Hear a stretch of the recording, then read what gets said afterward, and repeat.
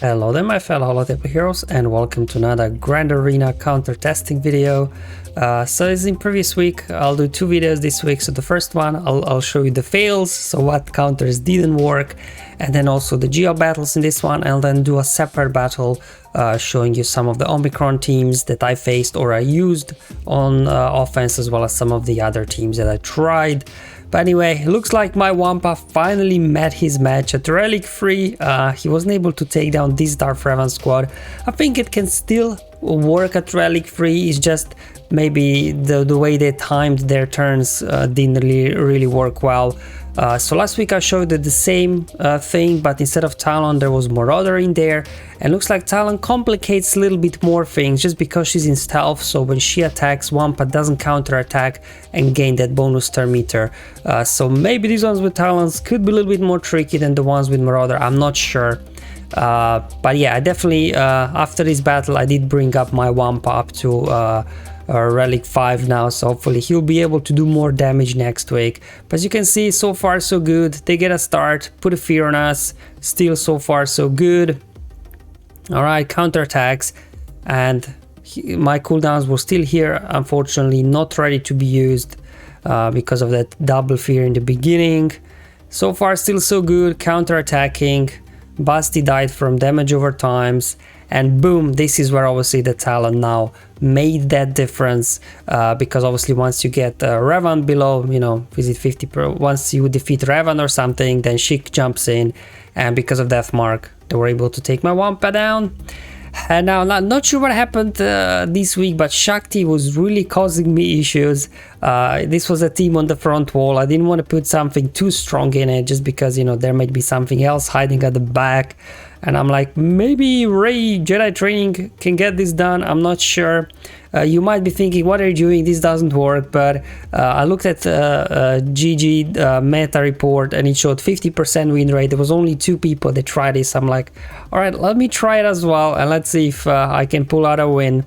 As you will notice also now, whenever there was data available for the exact battle I did, I'm now showing you as well the win rate from SWGOH.gg website. So far so good. We got a stun, healing immunity, we go in stealth, but here Echo probably complicates things because obviously he's got a dispel and as well can stun droids. There goes my R2 already. I'm like, oh boy, this is not looking good. Let's at least try and get Shaak Ti out, see if we can get another big hit on her before I probably lose this battle. Okay, so far still hanging in there. Okay, let me get healing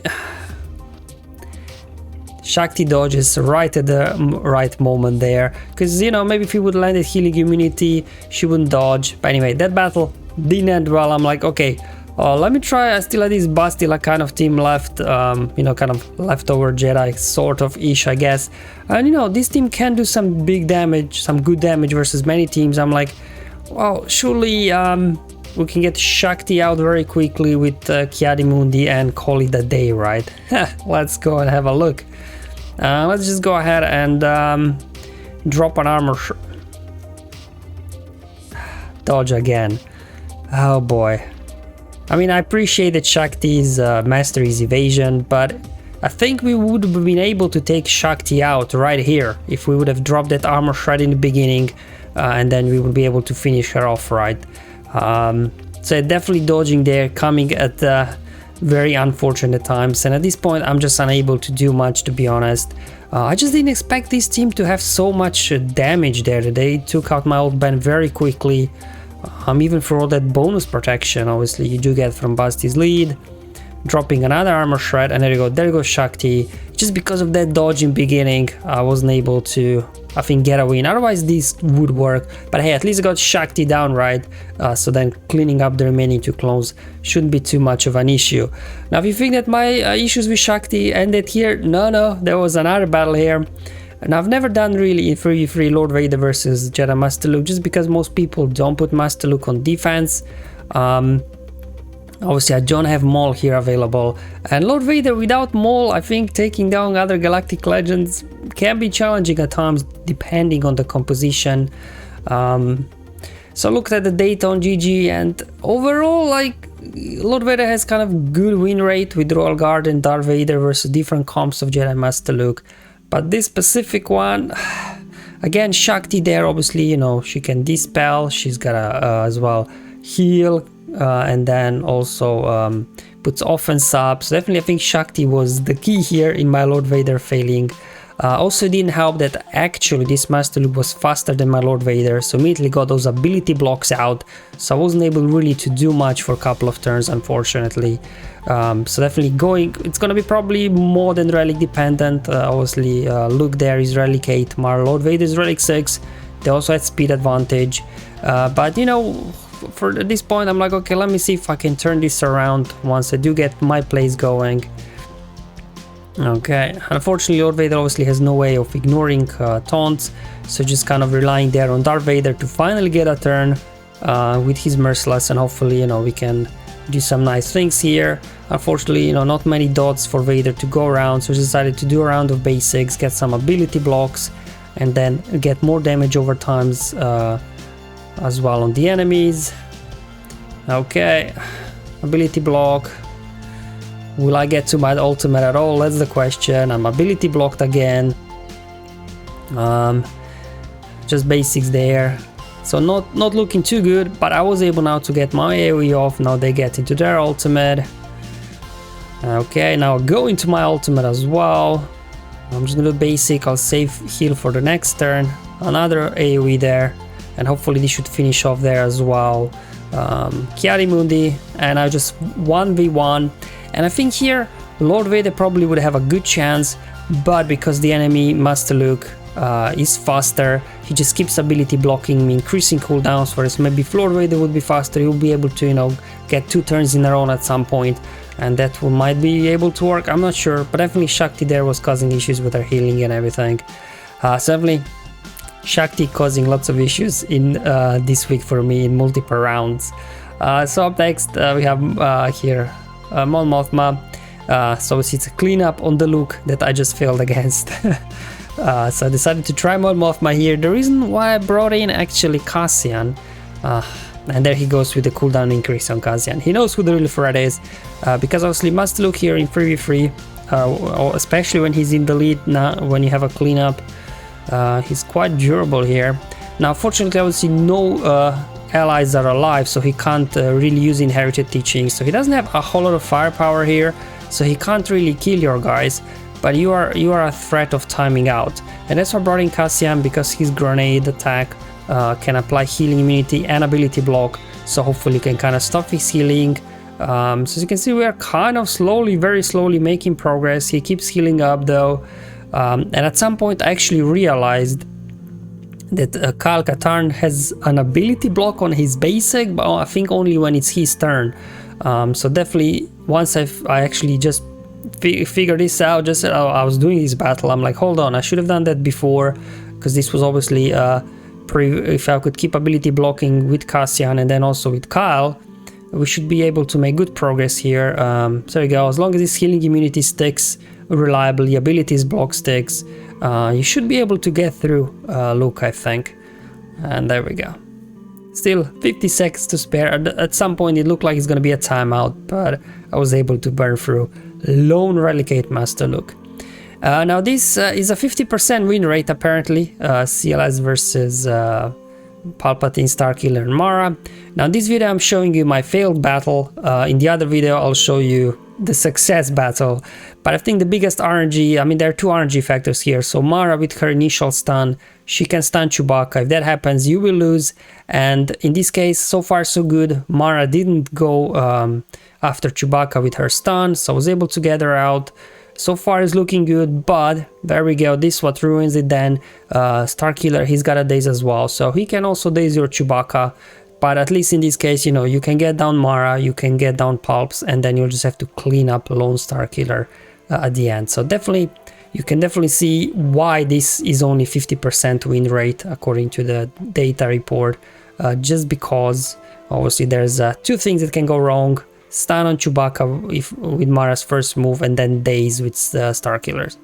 But obviously with the other 2 guys, Starkiller is not getting all those bonuses out when you do go in with a cleanup, so this should be a fairly straightforward here affair. I'm just going here with my Rey, BB-8 and R2, and obviously Rey Now that Starkiller's unique is not active because he's alone, he doesn't have allies, you can daze him, as well stun him.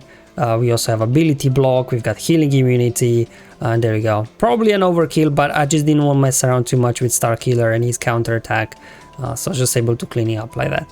Alright, so now we are finished with the fails, so this will be now the Galactic Legend battles that I did, different Galactic Legends versus different Galactic Legends. And I've done already before Supreme Color and Watt and First Order Stormtrooper versus Lord Vader and Maul, but without Maul in there, you know, you don't really need anything else apart from your Kylo and Watt, because this team, they don't really have damage, because Lord Vader, most damage comes from his damage over times, but obviously Kylo, being a Galactic Legend, he takes, you know, basically no damage from those. And once you put a tank tech on him, he can keep cleansing healing immunity when he gets a turn. As you can see, this is, you know, close to 100% win rate, so very reliable counter. If your opponent puts this kind of Lord Vader comp down, you know, I think it's a good use of Kylo and Watt to get a very easy, stress-free, decent banner win versus Lord Vader.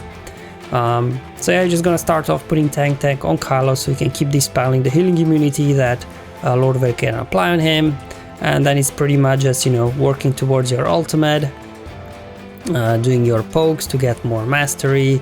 Whenever you do an AoE, obviously try to target an enemy with a stun, because then you siphon doubles,